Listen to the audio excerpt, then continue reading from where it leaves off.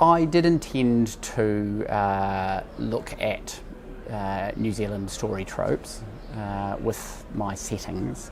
In actual fact, one of those two settings was very consciously chosen by me, and that was the rural setting, which comes from my past, my background as a rural gay man.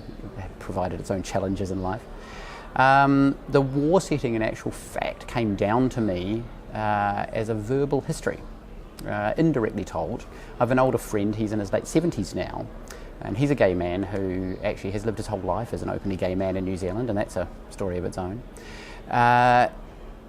His first relationship was with a man who, in turn, had a relationship with a returned soldier from World War One. And so that story came down to me and was passed on, and it resonated, it really did. The challenges that man faced when he returned to New Zealand in 1918, wounded, and subsequently had a job in books, actually, in publishing, distributing published material. He ended up in a heterosexual relationship, married to a woman and having 3 children, which he subsequently went touring around the world with a male colleague selling books, and fell in love. There's an untold story there of the woman that was married to him and that had 3 children to him, and I wonder how many people that happened to. You know, there's no winners in those situations.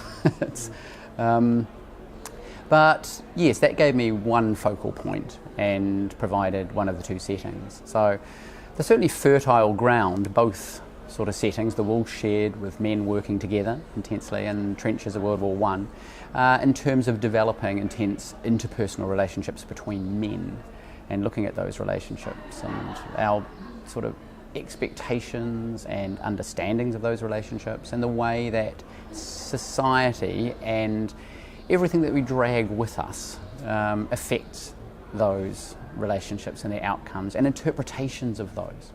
In fact, more than anything else, it's the downstream interpretation of those things which I'm fascinated with. The man I spoke of, when he came back, his family lauded him as a hero, a war hero, as many soldiers who came back. He was quite retiring about it and apparently didn't like speaking about the war, but he was a local hero and what have we. But then later in life, when he eventually came out, his family disowned him, if you like, disassociated themselves with him, and subsequently his mother destroyed any sort of records or